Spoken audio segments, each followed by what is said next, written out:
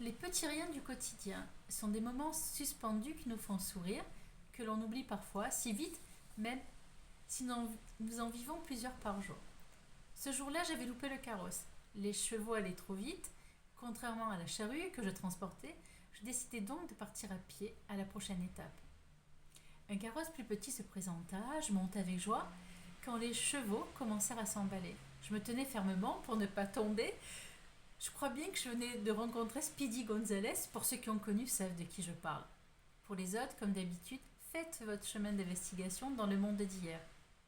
Me voilà arrivé à bon port, 3 minutes après être monté. Quel voyage rapide et tonique pour me réveiller à mes sens. Est-ce que cela est possible? J'avais loupé le premier carrosse.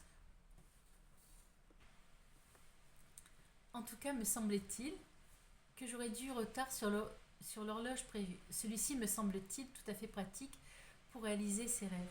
Me voilà parti avec ma sacoche et ma joie de vivre, partager cette histoire avec une coéquipière de voyage. Vous avez aussi ressenti ce qui s'est passé? Oui, bien sûr, le cocher était pressé de nous amener à bon port. Heureusement, lui dis-je, j'ai rendez-vous avec une amie, Alice, qui ne supporte pas les retards. Je serai bien à l'avance pour l'attendre tranquillement en regardant le monde s'agiter autour de moi. Je décide donc d'aller acheter des victuailles pour ce moment ensemble. Me voilà à peine arrivé qu'une maman m'interpelle sur le comportement de ses 4 enfants. J'ai 4 enfants, dont une qui est en ce moment même à la danse. Je me les coltine tous les mercredis, je n'en peux plus. Je ne les emmène jamais au magasin, mais là je n'avais pas le choix, j'ai oublié leur goûter. Ils veulent tout prendre, ils n'arrivent pas à se décider. De toute façon, après je les emmène au parc pour qu'ils se fatiguent, pour que je sois tranquille à la maison. Mais là, ils me prennent la tête. À ce moment, je lui réponds: peut-être que demain vous serez plus paisible au travail. Vous avez raison, derrière mon ordinateur, je fais ce que je dois faire et je me repose. C'est le pied, me dit-elle en souriant.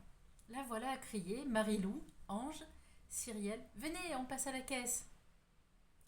Arrivé à la caisse, je me retrouve derrière eux et ça recommence. Fais attention, tu vas faire tomber la pièce. Non, maman, je la gère.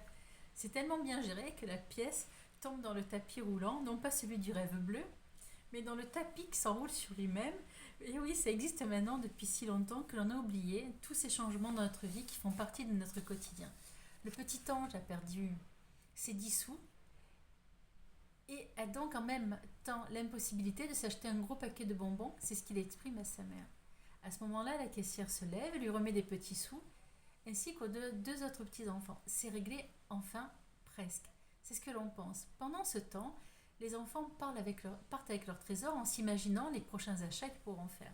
Un veut s'acheter une mini-voiture, un autre des bonbons, et la petite, un petit poney. Cela peut vous sembler dérisoire, ces petits riens au quotidien, pourtant ces petits gestes qui permettent de changer le monde des enfants.